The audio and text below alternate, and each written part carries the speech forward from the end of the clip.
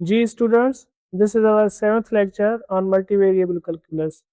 तो आज के इस लेक्चर में हम सीखेंगे कि limits of function of two variables को किस तरह सॉल्व किया जाए या उनके स्टेप्स को किस तरह फॉलो किया जाए। प्रीवियस लेक्चर में हमने limit of function of two variables की कंसेप्ट को डिस्कस किया था। आज के इस लेक्चर में जस्ट हम उसको स्टेप्स को समझने की कोशिश करेंगे। तो लेट्स से स्टेप ए, हमारे पास एक फंक्शन है z equal to F of X और उसकी अगर हम लिमिट फाइंड करना चाह रहे हैं X comma Y tends to A comma B F of X comma Y evaluate the limit of this function. तो हम क्या करेंगे, तो सबसे पहले हम चेक करेंगे कि लिमिट बाय डायरेक्ट सब्स्टिट्यूशन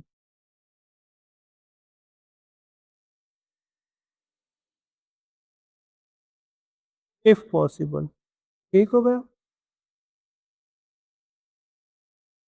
अगर ये पॉसिबल हुआ कि डायरेक्ट सब्स्टिट्यूशन से लिमिट एग्जिस्ट हो रही है, इट मीन्स जो फंक्शन की जो लिमिट है वो अप्रोच करेगी किसी खास नंबर पर, मीन्स उसकी जितने भी कर्व्स होंगे और उस हर कर्व की करस्पॉन्डिंग में फंक्शन किसी सेम नंबर को अप्रोच करेगा। तो ये सिंपल प्रॉब्लम होते हैं, डायरेक्ट सब्स्टिट्यूशन से इजीली प्रॉब्लम हो जाते हैं। हाँ, अगर नहीं हो रहे हैं तो हम क्या करेंगे, हम जाते हैं टू सेकेंड स्टेप है हमारे पास कि इफ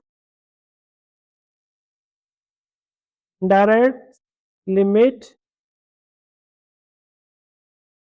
या फिर substitution is not possible,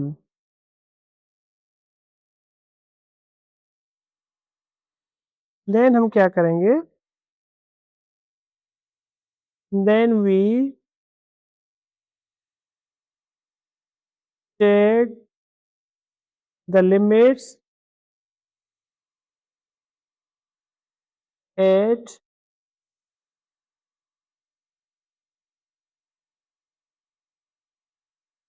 different paths, means हम फंक्शन की लिमिट्स फाइंड करेंगे डिफरेंट पाथ्स पर। तो उसके लिए फॉर दैट वी फॉलोज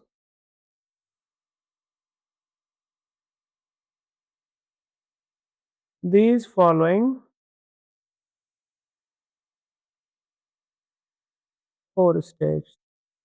अगर डायरेक्ट सब्स्टिट्यूशन से लिमिट एग्जिस्ट नहीं होगी तो हम क्या करेंगे कि हम ये चार स्टेप्स जो अभी हम डिस्कस करेंगे उनको फॉलो करेंगे।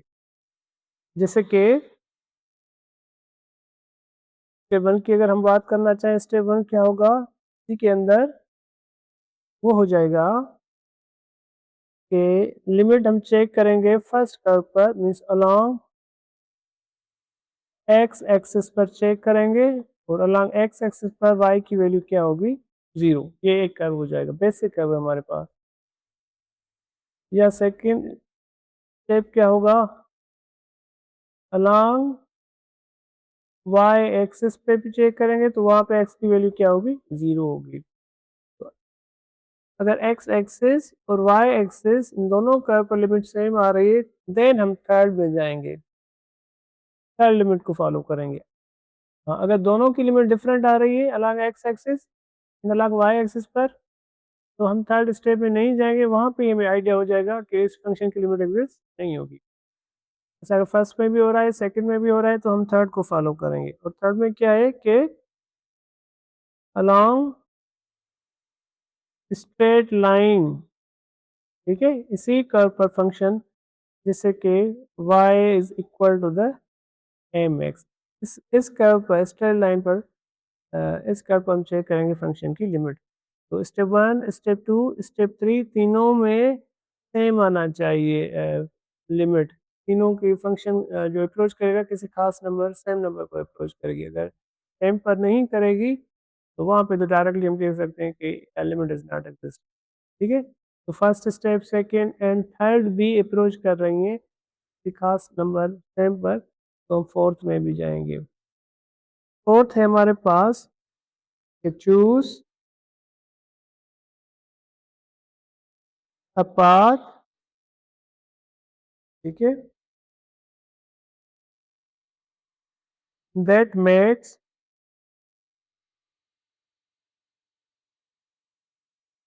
The powers in the denominator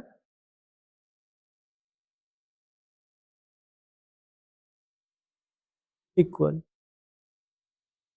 हम क्या करेंगे, जो कुछ इस तरह के फंक्शंस होंगे, उनका डिनोमिनेटर में जो वेरिएबल्स होंगे, वेरिएबल का पावर हम सेम बनाने की कोशिश करेंगे। तो लास्ट जो होगा वो ये होगा, if along x axis and along y axis approach करेंगी सेम पर, तो हम थर्ड में भी चाहेंगे। अगर थर्ड भी सेम को अप्रोच कर रही है तो हम फोर्थ में भी चाहेंगे। जब फोर्थ में हो जाएगा तो इट मीन्स कि फंक्शन के जितने भी कर्व्स होंगे, तो वो उसकी फंक्शन की लिमिट किसी खास ही नंबर को अप्रोच करेगी। तो 90% हम कह सकते हैं कि जो फंक्शन ऑफ टू वेरिएबल्स की जो प्रॉब्लम होंगे, तो इन प्रोसीजर से हो जाते हैं, इन 4 स्टेप से हो जाते हैं। हाँ, अगर हाँ, इनसे ईज़िली हो जाएँगे।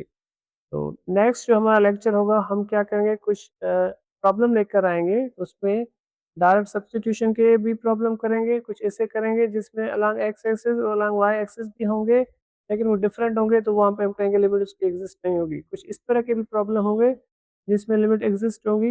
लिमिट का एग्जिस्ट होना मीन्स कि along X axis, along Y axis, along straight line वो भी सेम होगी, और ये जो पाथ भी चूज़ करेंगे, डिनोमिनेटर चूज़ करेंगे सेम इक्वल बनाने के लिए, तो वहाँ पे भी सेम ही आनी चाहिए। तो उस केस में हम कहेंगे उसकी लिमिट एग्जिस्ट होगी। सो बहुत सारे प्रॉब्लम्स करेंगे 5-6, जिसमें कुछ होंगे जिसमें लिमिट एग्जिस्ट करेगी, कुछ में लिमिट एग्जिस्ट नहीं करेगी। एग्जिस्टेंस होने के भी कुछ रीज़न्स होंगे, ना होने के भी कुछ रीज़न्स होंगे, उन चीज़ों को भी हम क्लियर करते जाएँगे। और डायरेक्ट सब्स्टिट्यूशन के भी कुछ प्रॉब्लम करेंगे। तो होपफुली ये जितने भी मैंने स्टेप्स पढ़ाए हुए हैं, ये तब तक आपको समझ में आएँगे जब तक ये प्रॉब्लम हम नहीं कर लेते।